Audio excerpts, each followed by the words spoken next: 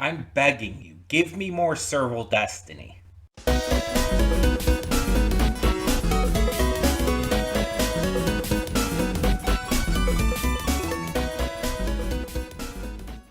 Hey everyone, welcome to Princess Gay. I'm your host Connie, and today we are here with episode 4 of Zenshu. And before we begin talking about this, I want to real quick redirect you to another video if you haven't seen it. Just the other day, I put up a video on the channel talking about how Zenshu perfects character depth. And I would love you to check that out if you haven't already. It's just a straight up video of me talking. There's nothing really on screen. It's just like 10 minutes or so of me discussing my thoughts on the character depth of Zenshu, what it does with its main characters, and how it delivers some really nuanced developments for them as this series goes along. And that was based only on these first 3 episodes. Now we're going into episode 4 and are probably going to see a lot more, because last episode set up that Memeln is probably a bad guy, or at least working against our heroes for the time being. We don't know why. We don't know like what could cause that. Maybe there's like some kind of mind control shit going on, or maybe like there's some secret backstory or whatnot. I don't know. But we saw last time that she helped mutate and disguise this I keep forgetting what they're called, and I don't know why. Like I feel like it's not even a difficult name. I know it's not. I can't think of it. Um I think part of it is I think I keep getting them like mixed up somehow with like Symphogear. I know they're not like the noise. They're very different. They're just these bug like creatures, not like interdimensional alien being things. But still, I think that's why it keeps throwing me off somehow. That's the only thing I could think of, at least. But either way, one of these infiltrates pretends to be the priest, even though the actual priest is like right there. And Natsuko has it reveal itself because apparently it can't pull off some sick moves. And of course, we get the final battle against this praying mantis one, which kind of leads into one of the best scenes in this series, so far at least. And that is, of course, Serval Cat Mask. Obviously based off of real life professional wrestler Tiger Mask. This is Natsuko's newest drawing, and with some help from her and the others on commentary, is able to get the 3 count and save the day. It's pretty fucking great. Like, there's just no denying it. It's a fantastic scene. It's so funny, but it's also just like really fucking hype. Especially if you are a fan of pro wrestling, it's like it's something that's going to get you really pumped up. And on top of that, it inspires Destiny, as well as Natsuko's other words and previously in the episode.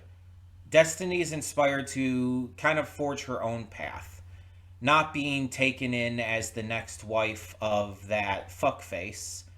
Don't even remember what his name or position was said to be. I'm just gonna call him a fuckface. She instead decides to forge her own path, open up the orphanage herself, and do her best while cosplaying Serval Cat Mask, which I can get behind. Like, it's a cute idea.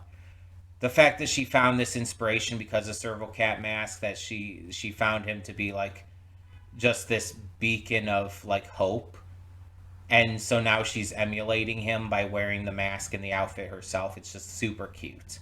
It's a super cute idea. Um, and you could see how Natsuko was actually moved when she realized that part of the reason Destiny was so inspired was because of her words. You could see that actually did move her. And I'm very curious to see how entire thing is going to change Natsuko from being, the kind of loner gremlin that she is. I assume she's going to become a lot more outgoing and a lot more like friendly and just connected with people. In this case, the likes of Luke and Unio and Destiny and so on and so forth. Other characters we meet that are in the opening, like the ridiculously, needlessly sexy dragon. Definitely want to know more about them because it's like, why did you make this dragon needlessly sexy? What was the point of that? Why is it giving me those eyes? Like, seriously. It is. They are looking at me in a very seductive way. I seriously want to know more about them. I'm excited for when we finally do meet them. But yeah, I'm thinking we're probably going to have to address the Memeln stuff this time. It just seems like that was way too set up, and it feels very important to address that. But the biggest thing we do know is that the events are actually not just changing course a little bit, but actually moving faster than normal. The fake priest thing was not supposed to happen yet. So things are progressing a lot quicker than Natsuko's prepared for. It's going to be interesting to see how she adjusts to that. But yeah, I'm really loving this. This is probably one of my favorite things I'm reacting to currently outside of, like, I don't know, One Piece. I'm really into this. It's like this series has just completely won me over. And for an isekai, that's a big deal. Because I'm not the biggest isekai fan. Like in terms of anime. Like there's a lot of Western animation isekai that I really like Owl House and Amphibia and whatnot. But for like actual Japanese isekai, it's like, eh. A lot of them I could take or leave. But this one is definitely a winner. So all of that being said, we're going to get into this episode, see what it has in store for us, and hope for the best. So let us get going. Hold up just a sec. Before you click that link down in the description below to get to today's video, I want to remind you of all the awesome content we have both on this channel and the Princess of Gaming channel. Let's check it out.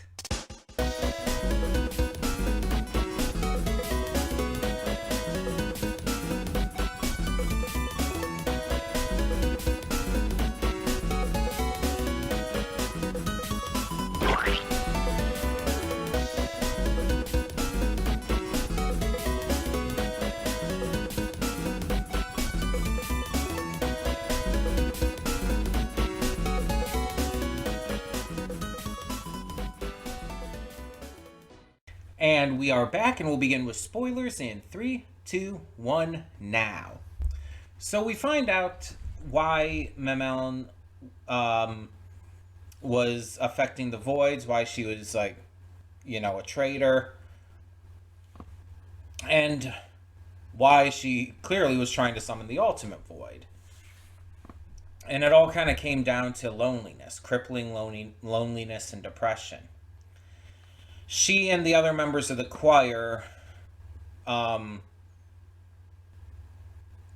kind of like, at least the elven members of the choir, I guess, had kind of like grown depressed over the fact that they lived these long lives. And it seemed like it was mostly her, but, they followed in her footsteps for the same reasons and were chanting the same shit, so. Depressed over the fact that she lives this long life and she keeps seeing all her friends, like, die over and over again. And it's a really interesting thing that's been tackled in other things. I don't remember. Does Freerun tackle this specific issue? I don't remember. I don't think it does. Well, I mean, it kind of does in the first episode, I guess.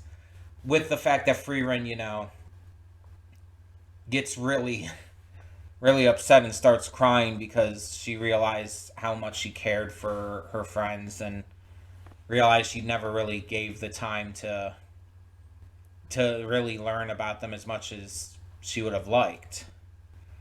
It's kind of the center point for the entire series, but it's not exactly the same.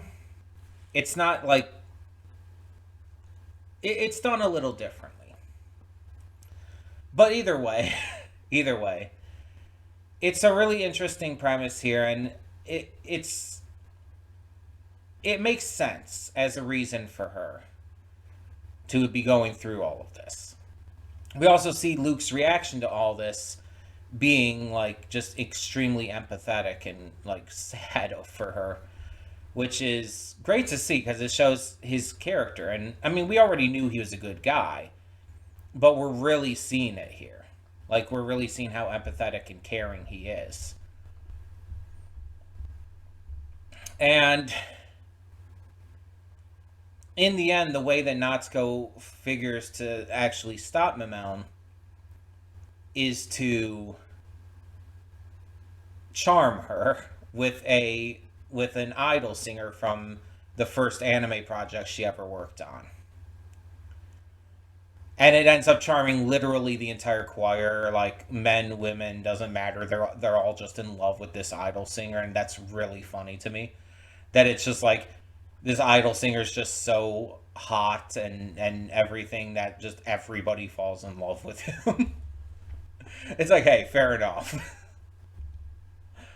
um, Kind of makes me think of Boa Hancock from One Piece.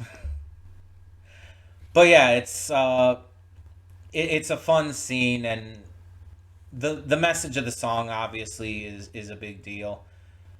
But I like the idea of like Memel like kind of connecting with life again because her like long life means she gets to spend all that time simping over this drawing. That's really funny. And I get where that came from.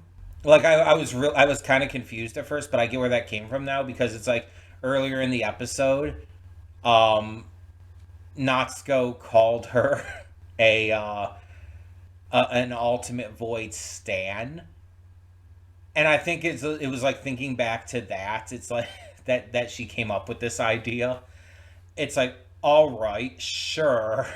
I mean, but hey, if it works, it works. I mean, no harm in that, right? And in the end, Memelin is back on our side completely. So, yeah. She also seems to just be doing better mentally, and that's good. But I like that because apparently in the original movie that Natsuko was used to watching, it never actually explained why she did any of this. And that kind of goes with a lot of what we've been seeing, that the movie, it was obviously a very specific story. It's a movie, it's a single movie.